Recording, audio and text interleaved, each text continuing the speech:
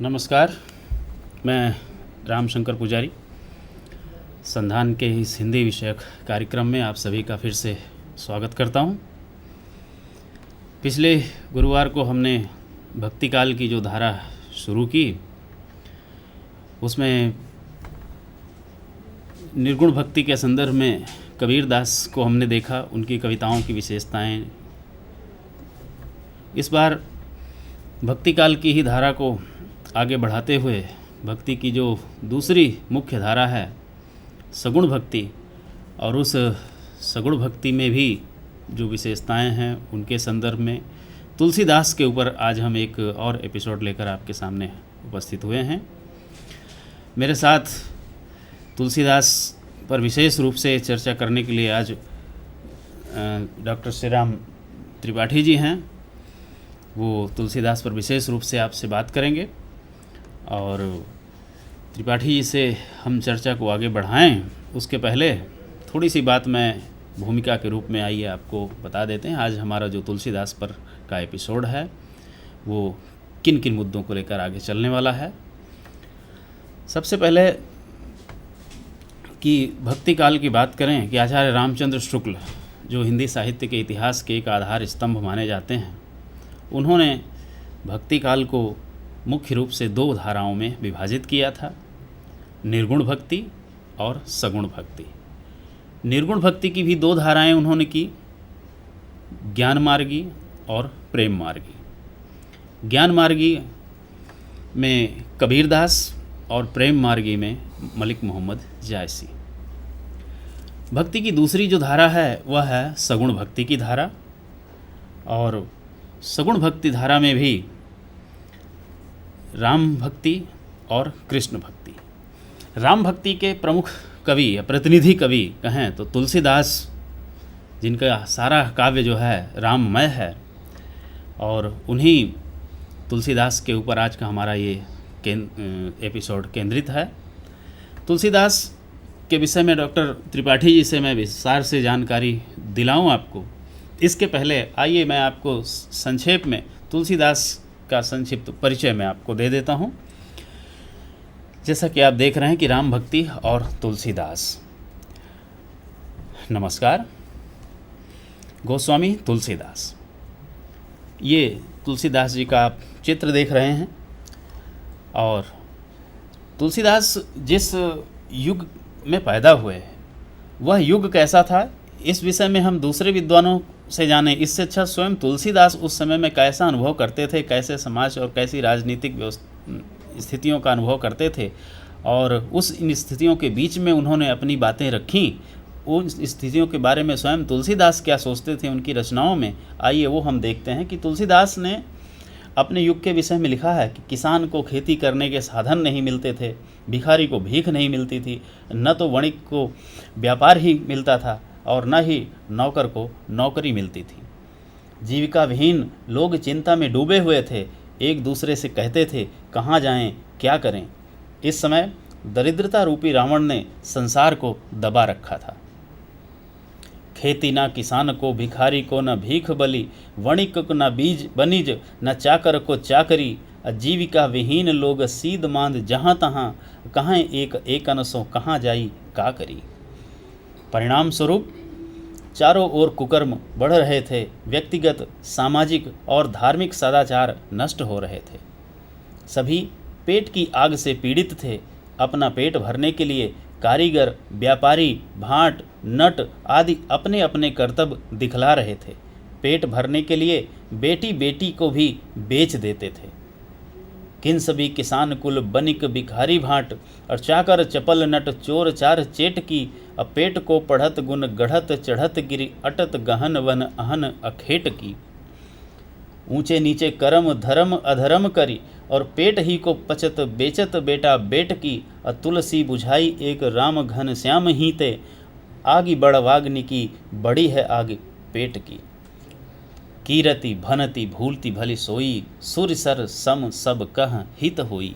इस प्रकार के अराजकता वाले माहौल के बीच में तुलसीदास जिस भावना को, कविता की जिस भावना को लेकर सामने आते हैं वह यह कि सुर सर सम सबका, सबके हित को ध्यान में रखकर उन्होंने जिस कविता का प्रणयन किया वह तुलसीदास की कविता की, जिसमें यह भावना हमें दिखाई देती है कि परहित सरसी, कि दूसरे का हित संसार में सबसे बड़ी चीज़ है। अपने हित में तो सभी आज के लोग लगे हुए हैं, लेकिन तुलसीदास कहते हैं परहित सरिस धर्म नहीं भाई, पर पीड़ा सम नहीं अधमाई।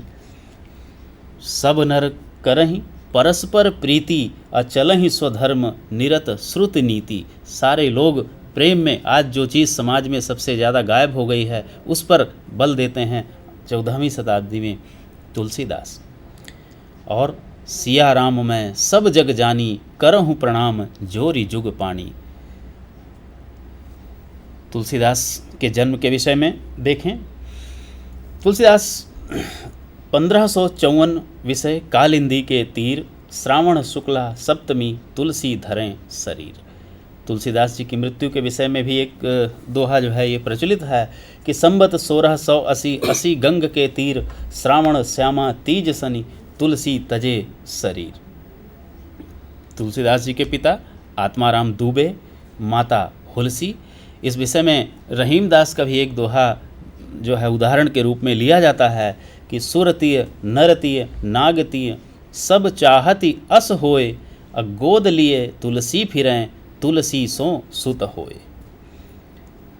इनका जन्म उत्तर प्रदेश के बांदा जिले का एक राजापुर गांव में माना जाता है। तुलसी का जन्म अभुक्त मूल नक्षत्र में हुआ था। जन्म लेते ही तुलसी के मुख से राम शब्द निकला था, अतः बचपन में तुलसी को राम बोला नाम से भी पुकारा गया। लेकिन अफसोस यह है कि राम बोला बालक को माता पिता ने त्याग दिया था। उन्हें मुनिया नाम की एक दासी ने पालन पोषण किया था, लेकिन 5 वर्ष की उम्र में ही वह भी चल बसी और तब तुलसीदास रूपी बालक भटकता हुआ बाबा नरहरिदास के आश्रम में पहुंच गया और फिर वहीं अपना जीवन बिताने लगा।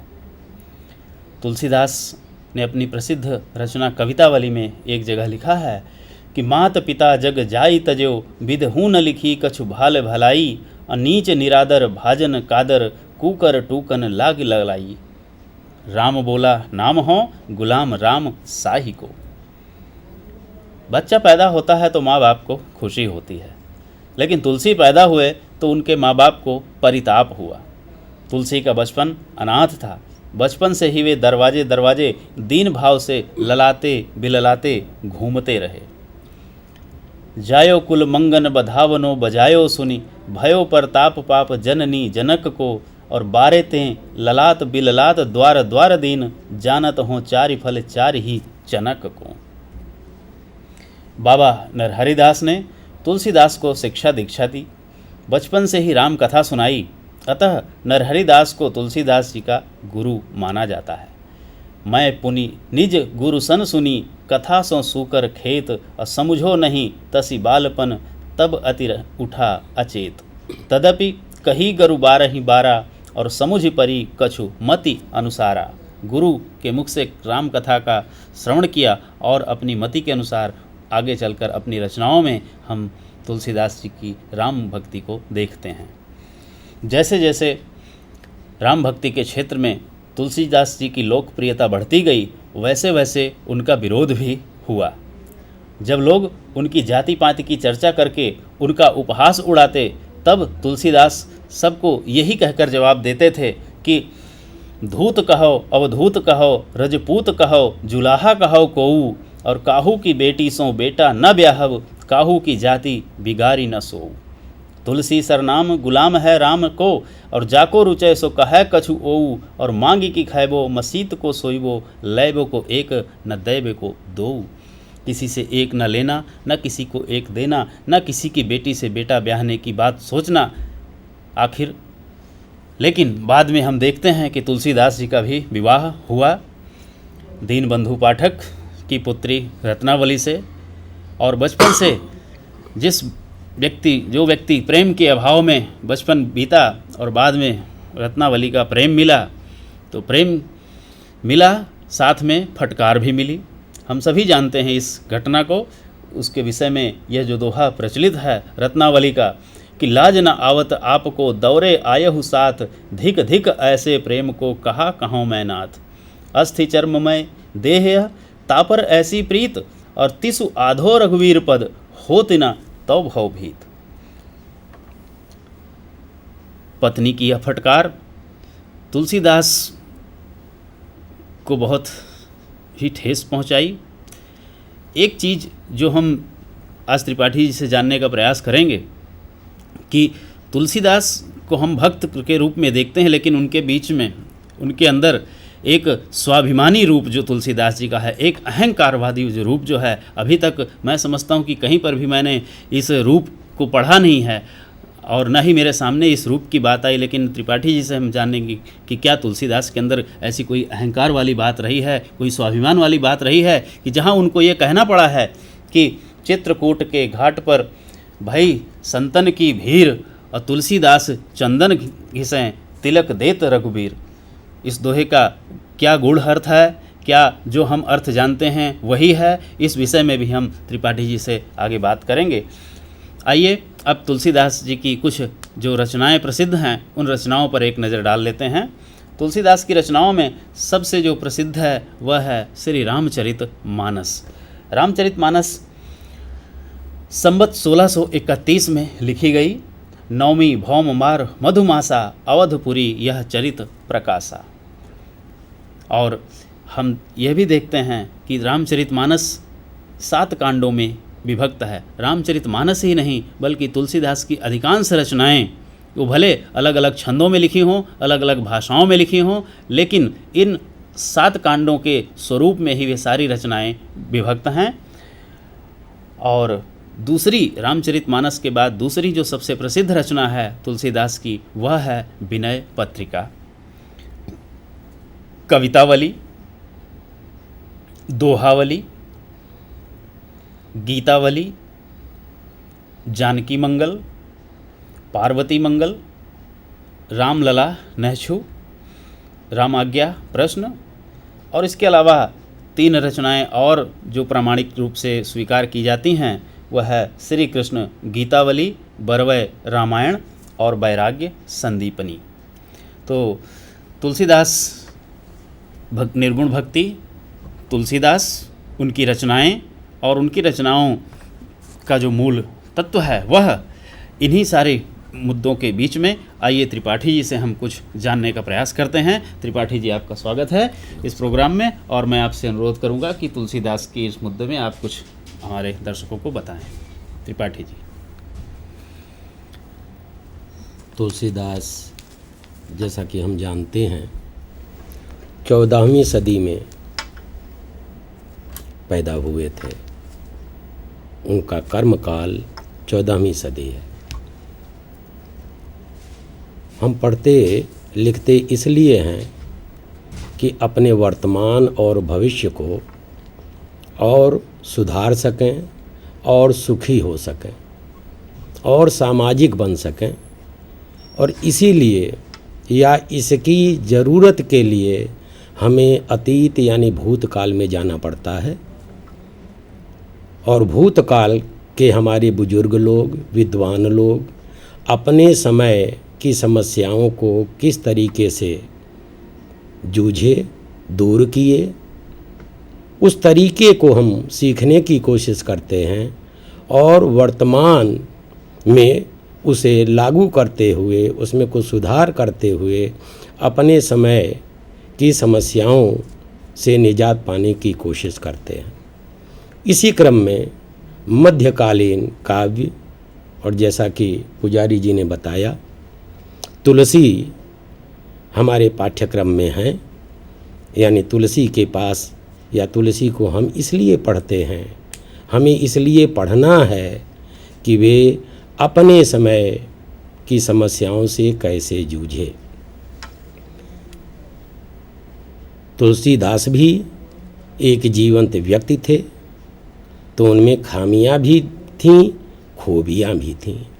हम भूतकाल के पास खामी ढूंढने के लिए नहीं जाते, हम खूबी लेने जाते हैं, वह चीज़ लेने जाते हैं जिसके द्वारा हम वर्तमान समय की समस्याओं को दूर कर सकें।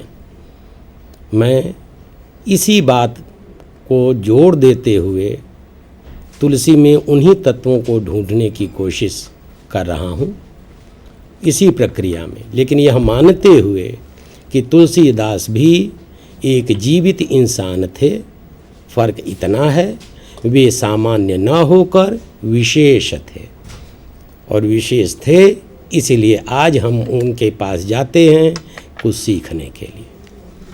जैसा कि शुरू में बताया गया, तुलसी की मान्यता सूर्य सर सम सब कर हित होई। यह बहुत बड़ा लक्ष्य है किसी भी इंसान का। सूर्य सर सम सब कर, बिना अपना पराया का भेद किए और सबका कल्याण करने की कोशिश, कल्याण की चाहना, और इस चाहना की प्राप्ति के लिए खुद कदम उठाना, कोशिश करना, शायद यही मनुष्य के वश में है। और इसीलिए हम तुलसी के पास उन्हीं चीज़ों को ढूंढने जा रहे हैं, क्योंकि जैसा कि हम देख रहे हैं आज के समय में चारों तरफ बेकारी, भय, भूख, दुख, पीड़ा, एक यह दुनिया है। और एक दुनिया हमें टीवी चैनलों इत्यादि पर दिखाई देती हवाई दुनिया है। कोई भी रचनाकार, कोई भी सर्जक जमीनी जीवन को उठाता है, क्योंकि जमीनी जीवन ही मूल जीवन है, वास्तव जीवन है। और कैसी विडंबना है कि मूल समय में, मूल नक्षत्र में पैदा होने के कारण ही तुलसी को त्याग दिया गया था।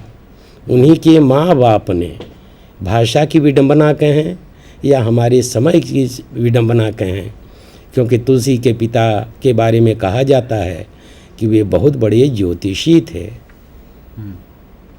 बहुत बड़े ज्योतिषी होकर और वे अपने बेटे के भविष्य के बारे में नहीं देख पाए, नहीं समझ पाए, और शायद इसीलिए त्याग दिया। और देखिए ना, माता पिता के द्वारा त्यागा गया व्यक्ति